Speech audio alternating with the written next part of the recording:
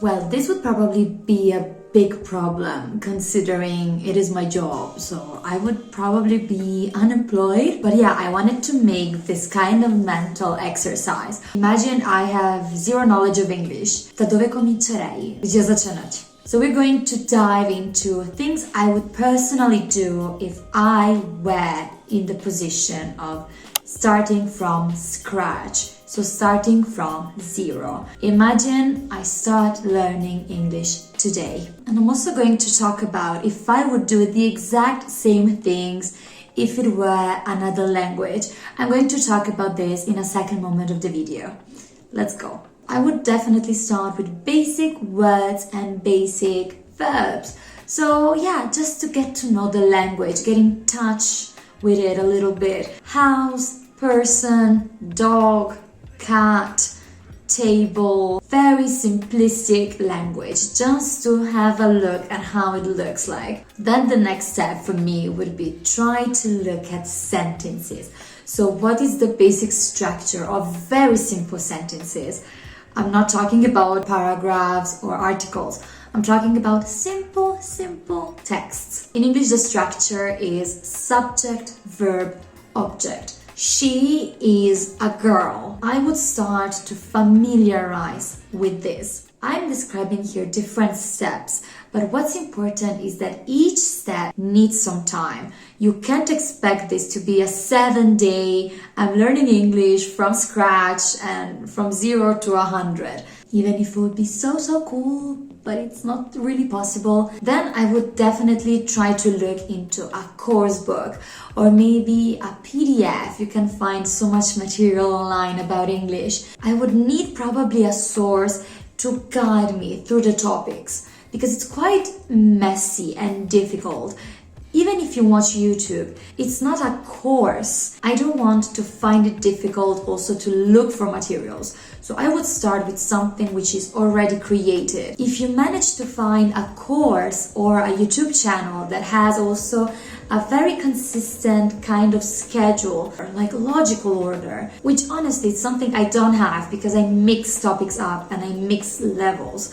Instead, you need something which is coherent, a starter level, a beginner-friendly level, an A1. So this is what we need. Then what would follow is probably the hottest point of all of them, and it's daily or almost daily practice. Ta-da-da. I know so many people don't want to hear this. I know, but it's part of the journey. I mention this in almost every video on my channel.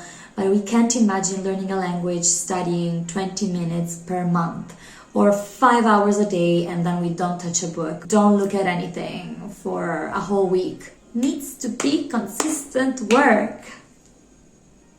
Passive aggressive. Yeah, I know. I know it depends a lot on what your goal is, but people want to learn English because it's now becoming the lingua franca, so basically the language that's most spoken among people who are not from the same countries or don't share the same language. The most frequent goal here is to reach a very good level of communication, understanding and being understood. This is called intelligibility. And you can say, well, I don't want to be super good in English. However, why are you studying this language if not to understand online articles, social media posts, understanding news, understanding memes, or even getting a better job, being comfortable traveling? Like, these are the main reasons. And if you want to achieve that, practice is necessary. And a lot of people really overlook this step. Here, the next step would be also considering what kind of weight are you putting on these different skills.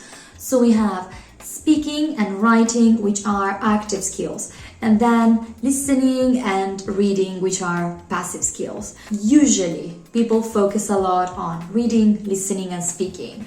Writing is like the most neglected aspect unless you are in an academic kind of environment and you are studying English for academic purposes, to go to university, or you want to find a job in which you're going to write, or you need to be able to write. Writing is usually the bonus element which sometimes can be ignored For example, if I want to travel and I want to go to the UK or to Canada or to Australia, New Zealand, I can do fine if I practice listening, speaking, and of course reading, because we also want to be able to understand what we see around us. And these really depend on each individual case. Some people truly do not care about reading, but they only want to speak. Some people have incredible struggles with listening, so they're going to practice more of listening. This is quite intuitive, but a lot of people don't do this. If you find it hard to listen to English people or sounds and audios, focus on listening more. Usually people do the opposite. Usually people find it difficult, so I will not do it. I'm not going to do it. I'm going to practice speaking because I love speaking.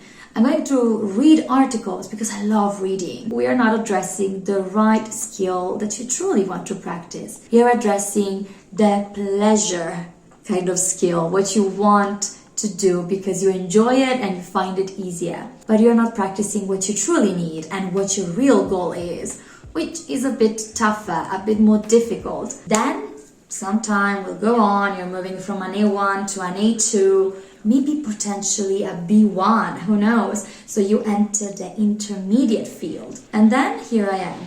I look at sentences and they start to look familiar. They start to look easy. And I feel, wow, I understand English.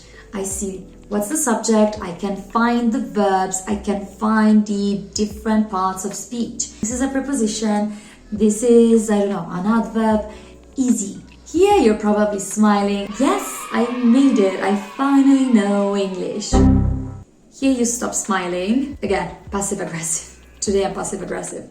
You have to change, increase the level of difficulty.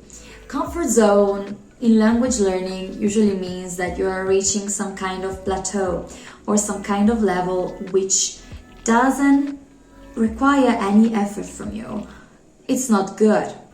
I know it feels good, but it's not good because you're not learning anything at that point. You're reinforcing what you already know.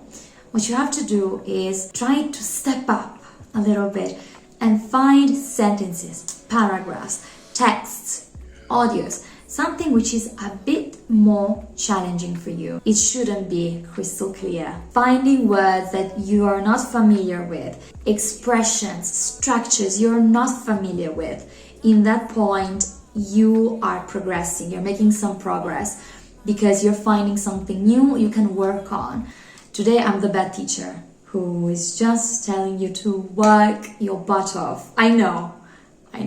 Test yourself. This is something in which school is very useful, even if people don't want to hear it. It's not just about learning, and just getting all these inputs. It's also about testing what you've understood so far. I've watched an hour of videos of people who introduce themselves, but am I able to introduce myself? Do I remember all the vocabulary? Can I explain something about my life, my eating habits, my lifestyle? Do I remember how to apply a specific rule? Can I catch a different accent? So try to test yourself. And you can use different resources. You can use AI if you're using a course book, or you can find, for example, tests online. You can try to test yourself within different levels. Maybe a B2 test is too difficult, try a B1 test. There's so much stuff online. I'm also going to prepare a test on this channel. And another way to test yourself is maybe to try online tutors or face-to-face lessons. Maybe not a whole course. Get a feedback from the teacher and also see yourself in a different environment, testing yourself, testing what you have acquired and achieved so far. Testing is an incredible way to truly understand what you know, what you don't know, and working on those aspects that need to be consolidated. You can do such an improvement if you test yourself regularly. And then my final point here from this list would be, if you are getting from an intermediate kind of level, also start looking into idiomatic expressions, phrasal verbs, this is absolutely related to English, proverbs, sayings, and even slang. You can start to have a look at slang. Try to switch accents. Try to read about different topics, even if you're not comfortable with the topics. Try to spice it up a little bit. If you compare, for example, a starter book and an advanced, a proficiency kind of book, so we have maybe an A1 level and a C1, C2 level, you can actually find quite often very similar topics. A prime example of this could be articles. Articles are taught when you're starting to learn English. So there is a, there's an, there's the, there is no article. And then you have different rules, quite basic. And then when you are an advanced learner or an intermediate, upper intermediate kind of learner, you also find articles because you have to understand the nuances. When you learn conditionals at start, you know about the first conditional, the zero conditional, and then you learn mixed conditionals. You learn that adjectives go before the noun they refer to, but then you learn that there are adjectives like ablaze, alive, which don't go before. And that's the trick. You can find the same topics under two completely different lights. And this is the beauty of language. You go back to certain topics.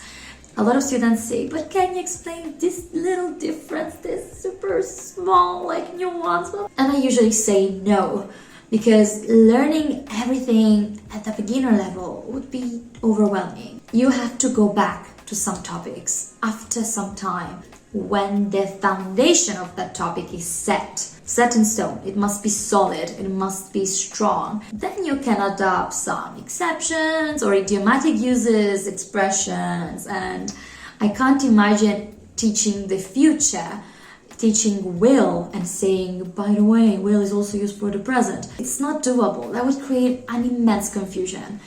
Maybe I confuse some of you now, but yeah, that's the point. Try to approach the topics from a beginner level, from a beginner's perspective. With time, you will go back to those topics. They will come across. Be curious about idiomatic uses and some specific situations in languages. They're super fun, super fun. So, would I use these tips for any language? No. Try to consider, for example, languages such as Turkish, Russian, Korean, Japanese. Here I would have to start even before having a look at specific words. So our first step in this video was try to learn basic words. In the case of Korean, for example, I hardly made it to the word part because I had to learn how to read and write and what were the letters of Hangul. That's a completely different experience. With English, the letters are basically the same of Italian and Polish. Polish is actually even more complicated, and the English letters are also taught in Italian schools. Of course, if your first language is with a different alphabet, you have to learn the alphabet first to recognize what type of words you're going to read. Is the language written from the right or from the left? So is it from the top or the bottom of the page? How should I read it? How are words divided? So English is quite similar to Italian and Polish for these reasons. But if my language had all words attached, that would be a different story. Also, if I'm planning a trip to Barcelona, for example, and I only want to learn Spanish to communicate with the locals, I'm not going to study anything which is not travel related, basically. I'm going to focus on those aspects. Terms which would be useful for a hotel, for traveling, so transport, terms related to hygiene, and if I have any allergies, and food, of course, and anything for emergencies, asking for directions. So I'm going to focus on that part, and I'm probably going to focus on listening and speaking because I need to communicate. But luckily for me, I know English. I know that I have become so much better with years and years of practice, and also with the fact that I simply love and adore the language. And now it's also my job. So I have an additional reason. But many elements can be fine-tuned to your experience. So I hope this was a sort of inspirational kind of video for you. If you want to start from zero, probably you're not a complete beginner, because if you could understand this video, good job, because this was not a simple video to understand. And thank you so much for watching the video until here, if you got until this point, and I will see you soon with a new video of mine. Happy New Year! Bye!